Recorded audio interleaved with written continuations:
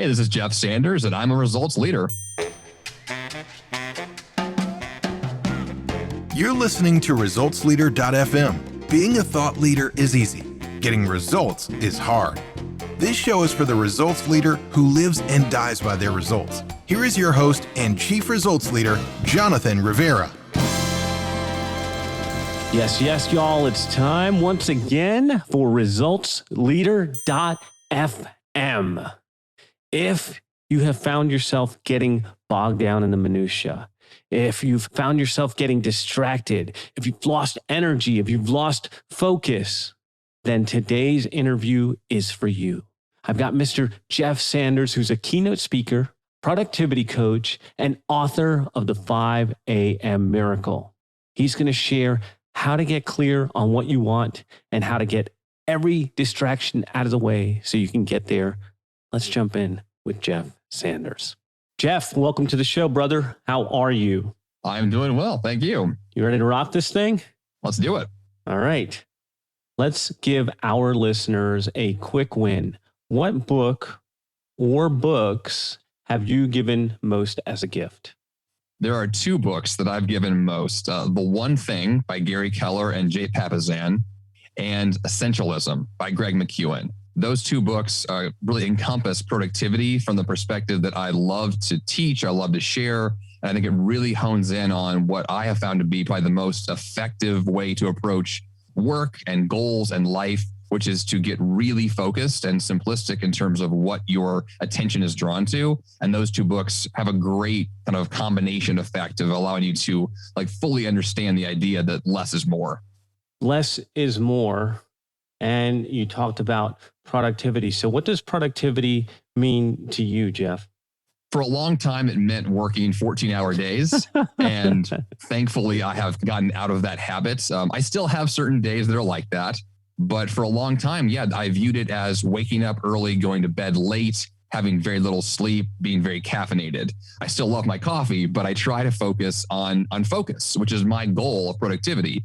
It is to break down my life into what things actually matter to me, what things bring results, what things are the most valuable, and then how can I guarantee time for just those and let everything else just fade away, which is, it sounds easy on paper. It sounds great in a little sound bite, but the practical application of that is a daily challenge. And so for me, productivity is a wake up tomorrow morning and say, well, tomorrow's a new day. And I need a new attention to my focus and a new attention to what matters.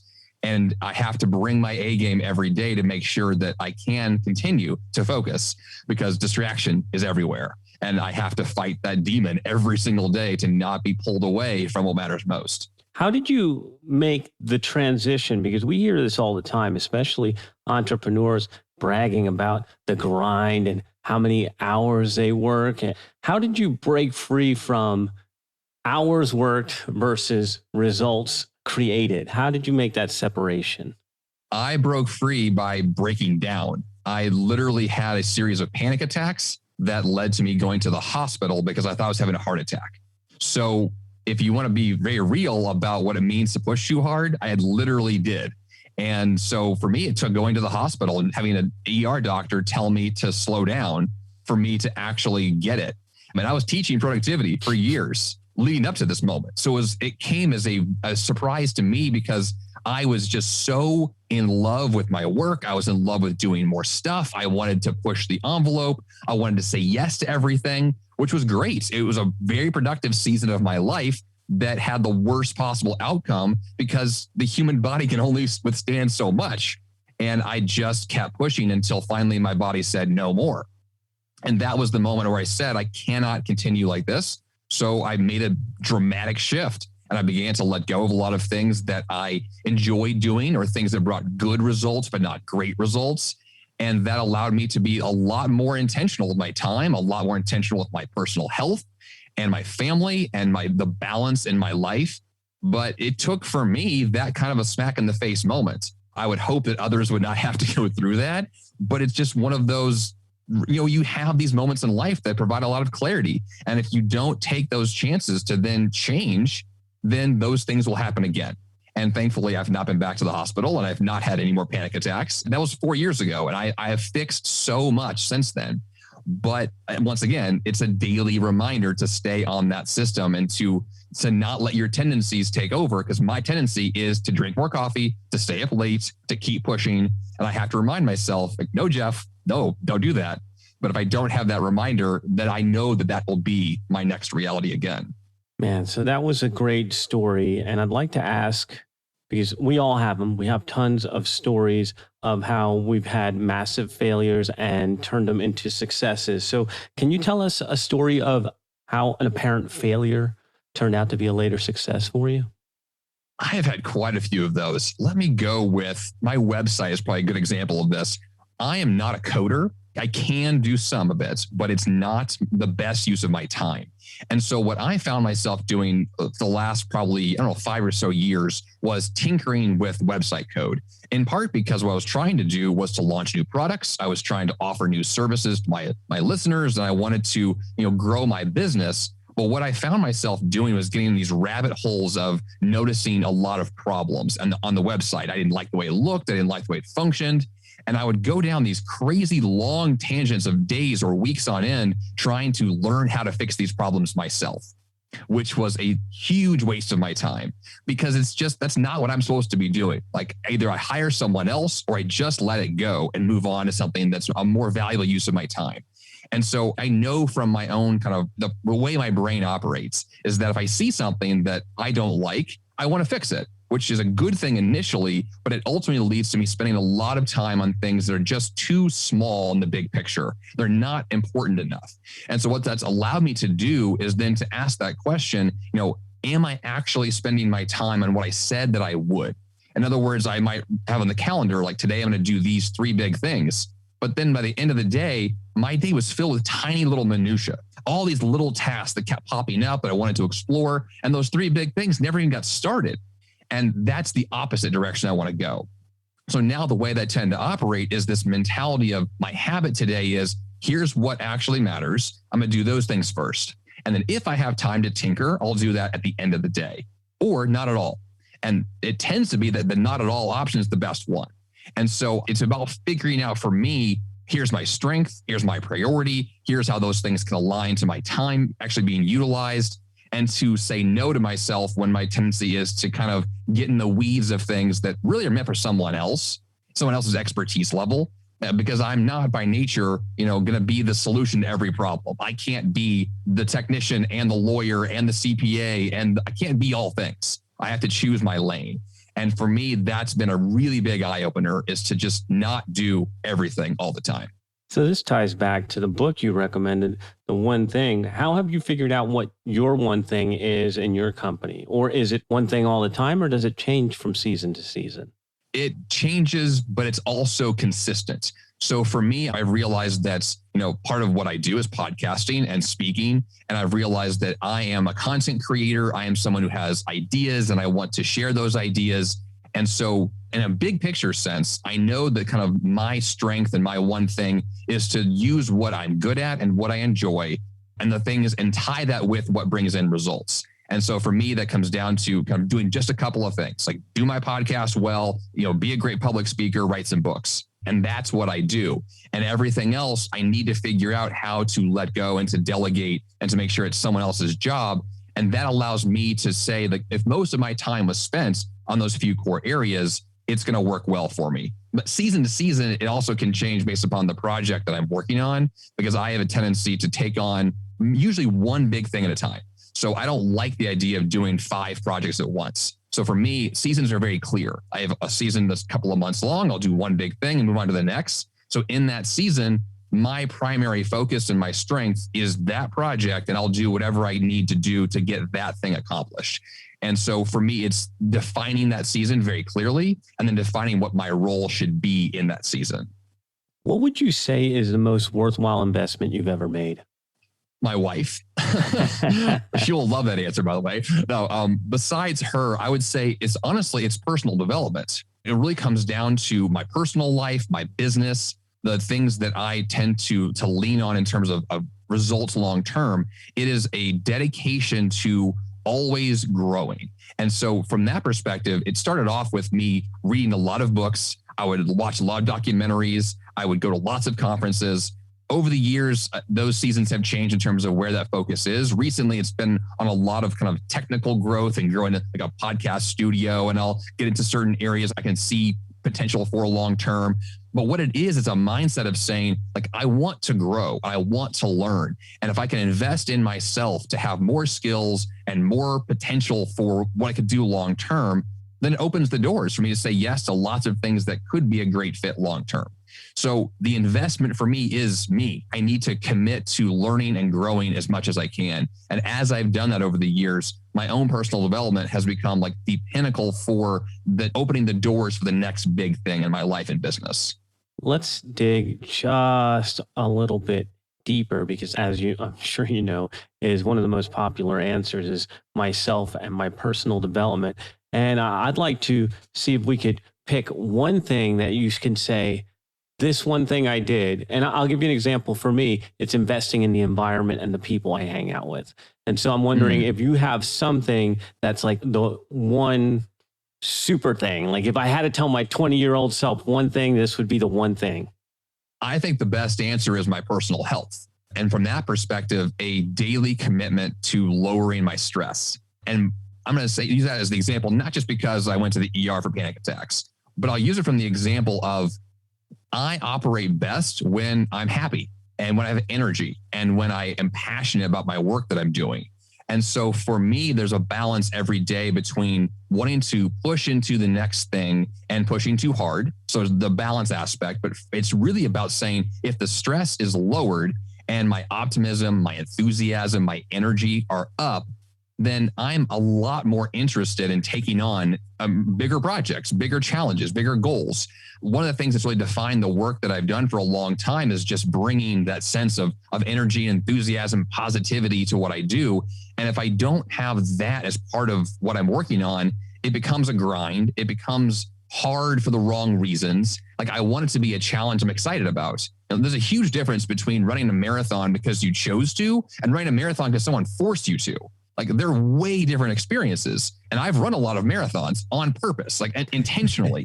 And I like doing that. But if someone said, Jeff, you have to run a marathon today, like, whoa, that's not what I signed up for.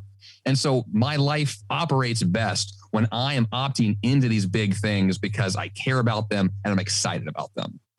In the last 5 years, what new belief, behavior, or habit has most improved your life?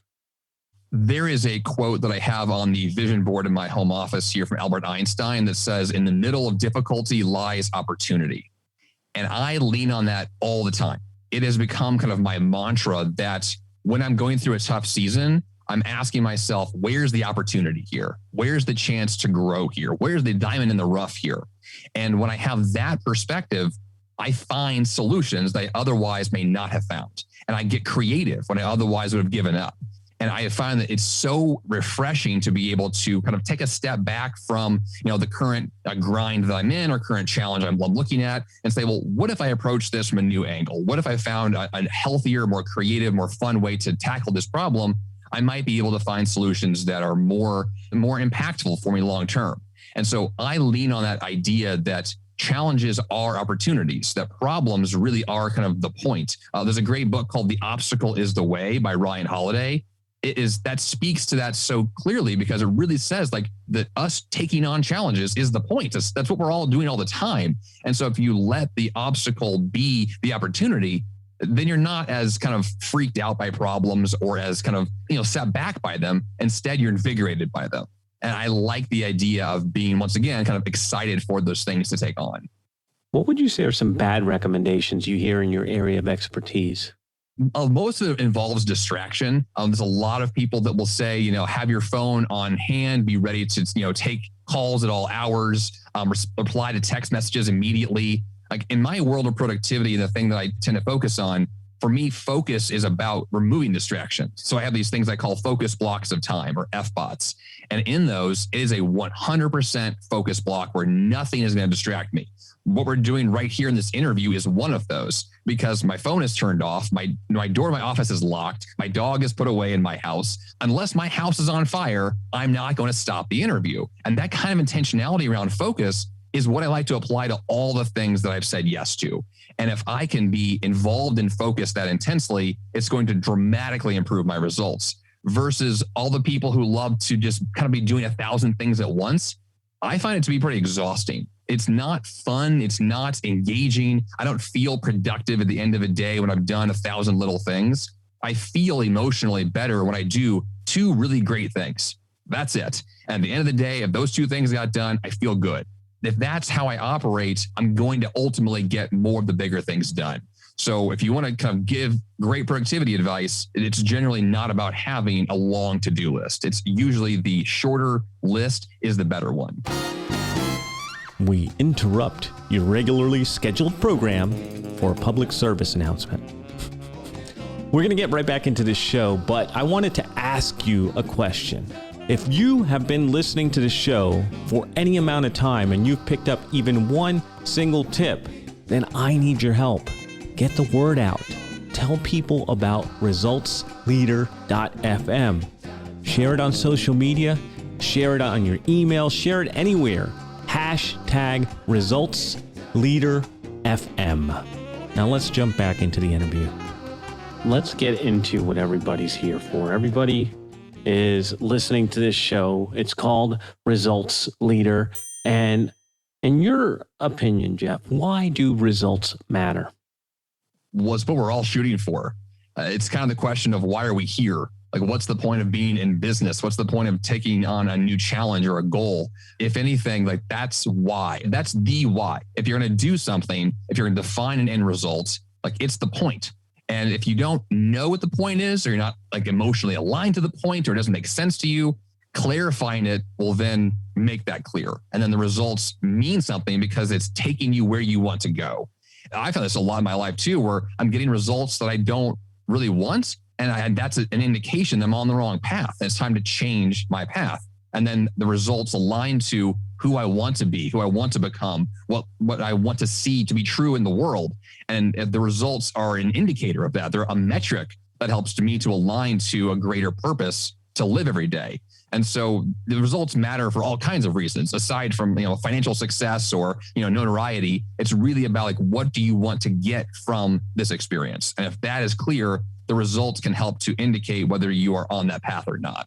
I like what you said there, what you want to get from this experience. And that ties back to, you talked a lot about intentionality. And I think that's missing everywhere you look. I think that's missing. And so how do you define what it is that you want, what you're looking to get? Because I like also, and I want to point this out to the listeners, that you said bad results are okay too. They let you know you're off track, and then you can get back on track. How do you know what it is that you're shooting for? How do you define that? That's the greatest challenge that I face. And most times, mostly because I'm the kind of person that likes a lot of things, right? I get really into so much. Like the greatest distraction that I face are my own ideas. It's my own, because it's got my brain just pings around too much. And so for me, I have to get really clear on what a certain project should be based upon what I want it to become. So I have to write down a list of, here are all the things this next project could, the outcomes could be. What do I really want to see from this? One question I've used a lot recently is, what is the ideal outcome of this next project? And then I will define very specifically for each area of the project, this is what the best version of this would look like. And then I can figure out, well, where am I now? What is the best? And how do I get there in the most effective way possible? So what I'm asking in the question of what's the ideal, it's really subjective. It's based upon whatever it is you want it to be. But as long as you can tie yourself to some sort of like emotional and results oriented direction that says, I care about this, I want to see this to be true, there's like a bigger, thing at play, then you can get more clear on what it is you want to see. I tie these things usually back to, my own strengths, my own interests, and what the next project, how it could tie into a grander vision for my life and business. Which at the end of the day, we all have to make these choices. Like I could spend my time doing 1,000 other things. I've chosen this certain path.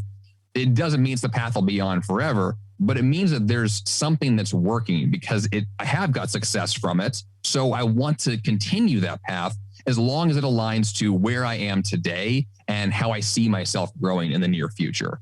So to make the long answer kind of shorter, I really want to just be very clear on what I think an ideal outcome would be, knowing that's subjective, but still at some points draw a line in the sand and saying, here's what it is. I dig it, man. So let's think back over the last 5 years. What new realization has helped you get better results for your clients? The best thing that's helped me help my clients is me being clear of what it is I want for me first. So I have a client right now I'm working with I'm helping this guy grow his entertainment business, and he's in the film world and TV world. And what's helped me to help him grow his kind of entertainment business is me being clear on what I offer. And then we can align my strengths and interests and kind of funnel those through his world. And then all of a sudden he's able to take the advice I'm giving much more clearly because I know what I'm talking about. In other words, once you figure out then your clients will kind of be attracted to your greatest strengths. They'll be attracted to what you're most passionate about as well. And if there's not a good alignment there, maybe it's not a good client for me to work with. But oftentimes, as soon as I know who I am, what I offer, how I want to help the world, then the people who align to that will find me. And then that will be a greater connection. And so I feel like the greatest thing I can offer my clients is for me to have my stuff together, to me to be lined up and ready. And if I don't have me figured out yet, it's going to be a lot harder for me to help somebody else because I'm the one that needs the coaching and I'm the one that needs the help. So my biggest challenge every day is get my stuff together and then I can offer more to someone else. Now, I think that most of us entrepreneurs are in a constant state of evolution. And you said something interesting there. I need to have me figured out. I need to be clear on what I offer. But is what you offer today the same as what you offered a year ago? No, I change all the time. My kind of personal evolution it's always in flux. And so kind of along those same lines of me having 1,000 ideas every day, I'm changing a lot. I used this example recently talking to my wife about the 25-year-old version of me and the 35-year-old version of me are two totally different human beings. And it's interesting because I look back at me in my mid-20s and ask, well, what was working back then that I can still apply today? And the answer is there's quite a few things I did in my mid-20s that were good, but there's a lot of who I was back then that's just not who I am anymore. I'm not the same person. So to even look back a year ago, things have changed to where I am today. So I have to reevaluate based upon where I am now and where I think I might be in the next 12 months. And so that is a process that does take place recurringly and frequently because we're always growing and changing. And I don't like the idea at all of being stagnant. It's like, I can't have a 9-to-5 job ever again because it just kind of sucks me into this hole that I don't want to be in. I need to have the flexibility to grow and change. And so that's in many ways exactly why I do what I do. It's so that I can lean into that change as often as possible. And there's a reason that I wanted to highlight that, because I think that one of the places that a lot of entrepreneurs get stuck is they're growing, they're changing, and they forget that they need to update their marketing. They need to update their avatar. They need to update who they can help because they're at a different level. And so I wanted to hear that from you because I went through it for many years too. I was frozen in time like Peter Pan with the wrong message to the wrong people, wondering why my business wasn't working.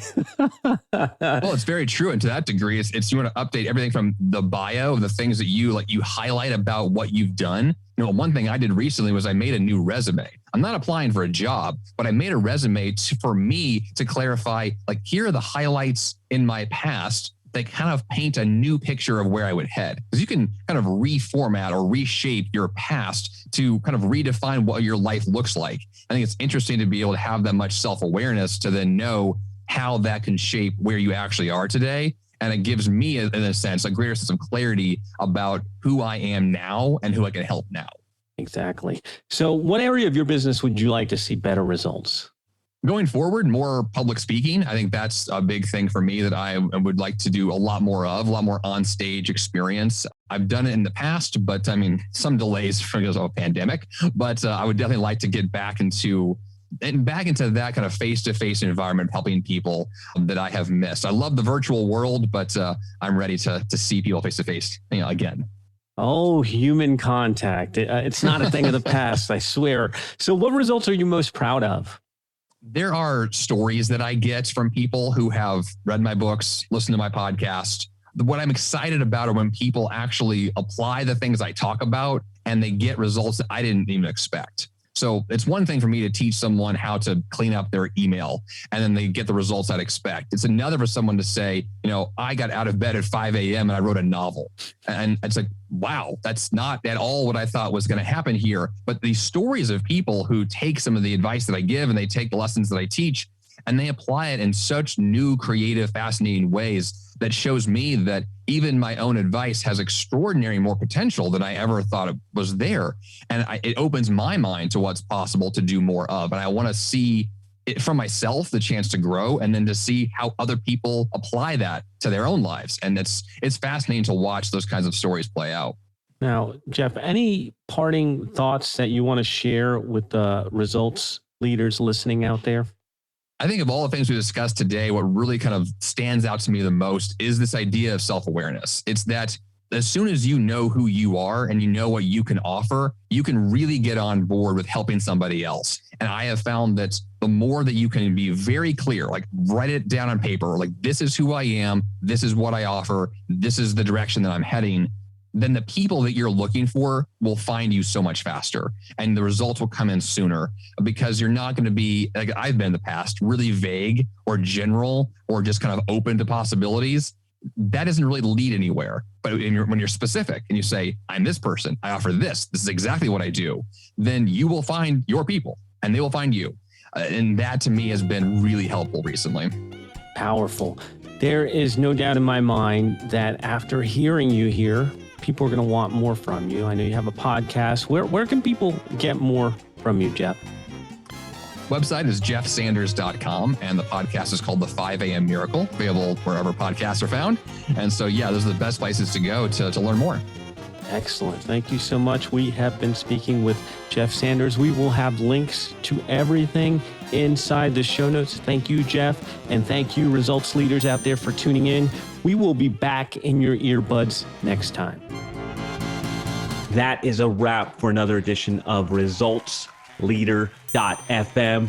If you are out there getting results for your clients and you want to be featured on the show, go to ResultsLeader.fm now and apply to be on the show. And if you love what you're hearing, share the show, give us a rating and review, do anything to help us get the message out there. Thought leadership is easy, but results leadership is hard. We'll catch you on the next one.